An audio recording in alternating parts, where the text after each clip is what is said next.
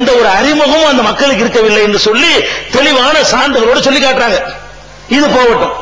இதுக்கப்புறம் பாபர் இடிச்சு விட்டாரு.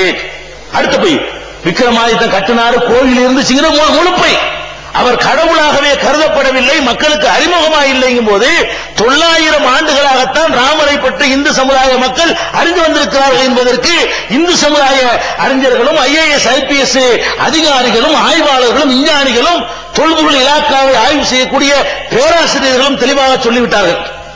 அடுத்த பிரச்சனை என்ன?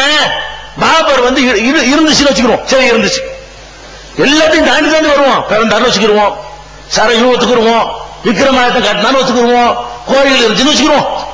அந்த கோயில பாபர் இடிச்சாரா, பாபர் இடிச்சுட்டு பள்ளிவாசல கட்டினாரா அப்படின்னு பாத்தீங்கன்னா, இந்த பாபர் காலம் இருக்குல்ல, அந்த காலத்துலதான் துளசிதாசர் என்பவர் இந்தியில ராமாயணத்தை கொண்டு வர்றார். அவர் எந்த காலத்தில் வாழ்ந்தவர்? பாபர் காலத்தில் வாழ்ந்தவர். அவர் பாபர் காலத்திலும் வாழ்கிறார், பாபருடைய மகன் ஹுமாயூன் காலத்திலும் வாழ்கிறார், ஹுமாயூனுடைய மகன் அக்பர் காலத்திலும் வாழ்கிறார்.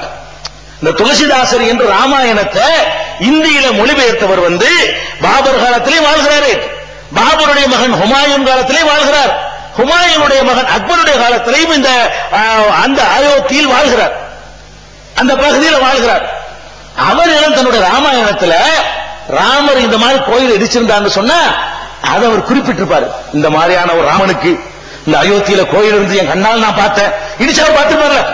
பாபர் காலத்தில் வாழ்ந்தவர் துளசிதாசர் பொழுது பாபர் இடிச்சது நல்லா தெரிஞ்சிருக்கக்கூடிய துளசிதாசர் தான். அசோக் சிங்கால போய் இருக்கல, துளசிதாசர் இருந்தார். பாபர் அந்த கோயில் இடிச்சிருந்தாரே, ஆனால் அதுக்கு நேரடி சாட்சியா இருந்தவர் யாரு? துளசிதாசர்.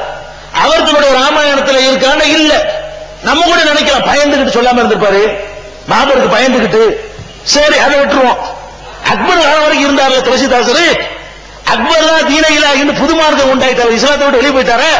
அவருக்கு போய் கேட்டுக்க வேண்டியதானே? அக்பர் தன்னுடைய படைகள்ல தளபதிகளாக ராணுவ வீரர்களாக அந்த புறத்துல கூட முஸ்லீம் அல்லாதவர்களை தான் வைத்துக் கொண்டார். முழுக்க முழுக்க தான் ஒரு தீனையிலா ஒரு புதிய மார்க்கத்தை உண்டாக்கி நான் முஸ்லீம் இல்லைன்னு டிக்ளேர் பண்ணார். அந்த அக்பர்கிட்ட போய் துளசிதாசர் கம்ப்ளைண்ட் பண்ணிருக்கலாம்ல, ஐயா உங்க தாத்தா அந்த மாதிரி பண்ணிவிட்டாரு, எங்க கோயில் இருந்துச்சு இடிச்சு விட்டாருன்னு சொன்ன உடனே கட்டி கொடுத்துருப்பாரு அந்த ஆளு. அப்ப அக்பர் காலத்தில் கூட இவர் ஏன் வாய் திறக்கவில்லை? அக்பர் காலத்தில் கூட இதை பத்தி எழுதல. துளசிதாசர் இதை பற்றி பேசாமல் இருப்பதிலிருந்து விளங்குது அங்கே பாபர் மசூதி பாபருடைய காலத்தில் அங்கு ஒரு கோவில் இருக்கவும் இல்லை, அது இடிக்கப்படவும் இல்லை.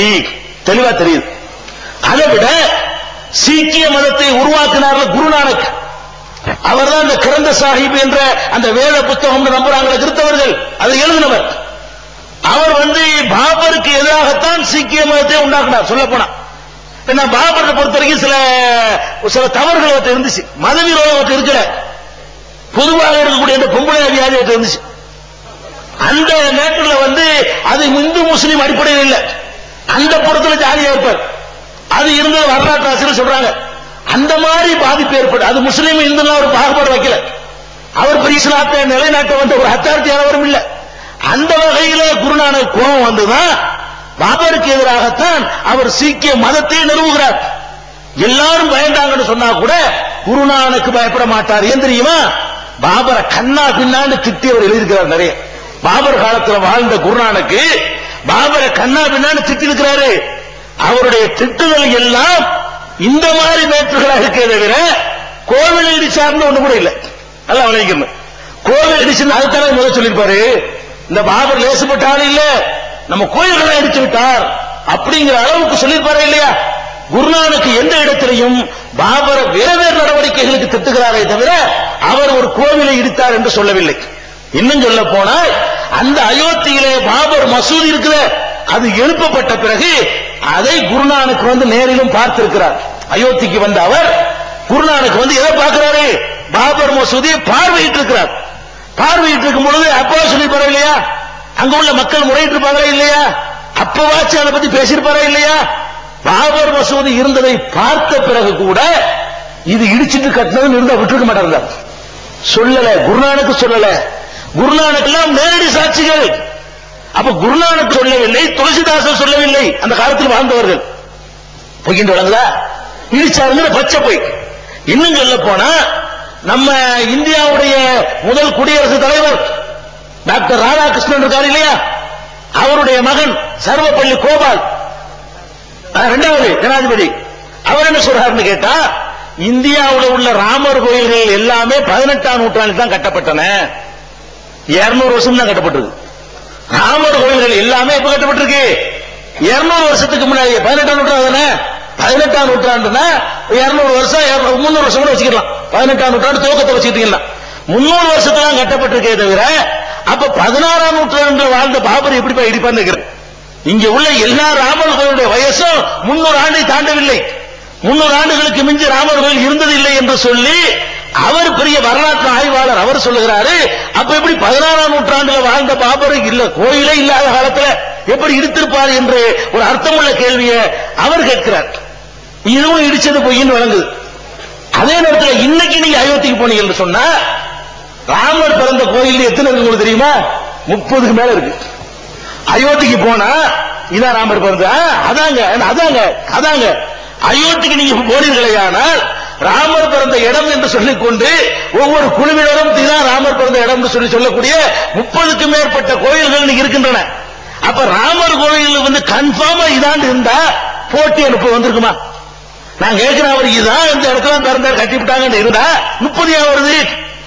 அது ஒரு கன்ஃபார்ம் இல்ல, அதுக்கு ரெக்கார்டு இல்ல, அதுக்கு ஆதாரம் இல்ல, அதனால 30 வருது. இதையும் நம்ம விளங்கிக் கொள்கிறோம். நீங்க போய் இன்னைக்கு போய் பார்த்துடலாம் அயோத்தியில. அது போக இந்த அயோத்தியில வந்து 5 முக்கியமான இந்துக்களுக்கு பிரசித்தி பெற்ற கோயில்கள் இருக்குது, பகுதிகள். ஹனுமான்கிரி, தாண்டு தவான் குண்ட் பாருங்க, ஜன்மஸ்தான். ஜன்மஸ்தான் ராமர் பிறந்த இடம் சொல்றாங்க. ஜன்மஸ்தான், நாகேஸ்வர்நாத், இதோட சித்திக்கு மடம். இந்த கோயில்களுக்கெல்லாம் பாபர் வந்து மானியம் கொடுத்தார். அவர் மானியம் கொடுத்ததற்கான அந்த ஆவணங்களை, பட்டயங்களை அந்த கோவிலில் இன்றைக்கும் பாதுகாத்து வைத்துக் கொண்டிருக்கிறார்கள். பாபர் அவர் வாழ்ந்த காலத்தில் அந்த அயோத்தியில 5 கோவில்களுக்கு மானியம் கொடுக்கிறாரு. நீ 50 ஏக்கர் எடுத்துக்க, நீ 200 ஏக்கர் எடுத்துக்க, நீ 100 ஏக்கர் எடுத்துக்க என்று மானியம் கொடுக்கிறாரு. அந்த காலத்துல மானியம் கொடுத்தா பட்டயத்தில் எழுதி கொடுப்பாங்க, செப்பு பட்டயத்தில். அந்த பட்டயங்களை எல்லாம் நன்றியோடு அந்த கோவில் நிர்வாகத்தினர்கள் இன்றைக்கும் பாதுகாத்து வச்சிருக்கிறாங்க என்று சொல்லி ராம், அதே ராமர் பெயரை தனக்கு சுட்டி கொண்ட ராம் ரக்ஷா திரிபாதி, அவருக்கு பேர் ராம் தான். ராமர் பெயரையை தன் பெயராக சுட்டி கொண்ட ராம் ரக்ஷா திரிபாதி அவர்கள் எழுதிய ஸ்ரீ ராம ஜென்ம பூமி யா பாபர் மசூதி என்று ஒரு புத்தகம். ஸ்ரீ ராம ஜென்ம பூமியா அது பாபர் மசூதியா என்ற தலைப்புல ராமர் பெயரை கொண்டவர் எழுதின நூல்ல பக்கம் 5-6ல இந்த ஆவணங்கள் எல்லாம் அந்த கோவிலில் இருக்குன்னு சொல்றார். 5 கோவில்களுக்கு பாபர் வந்து அதுல ராமர் பிறந்த கோவில் என்பதற்கும் சேர்த்து ஜென்மஸ்தானம் வருது.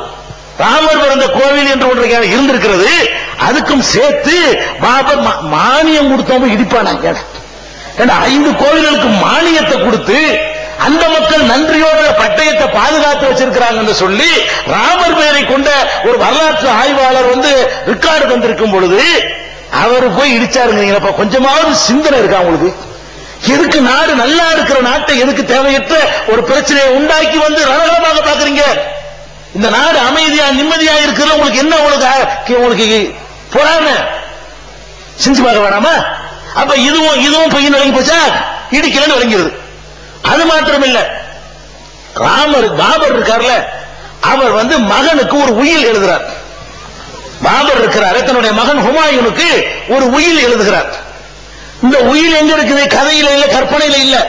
இந்த உயில் இந்திய அரசாங்கத்துக்கு சொந்தமான, மத்திய அரசாங்கத்தினுடைய கட்டுப்பாட்டில் உள்ள, டெல்லியில உள்ள தேசிய அருங்காட்சியகம் மியூசியம், இந்திய அரசாங்கத்துக்கு சொந்தமான மியூசியத்தில் இந்த உயில் இருக்குது.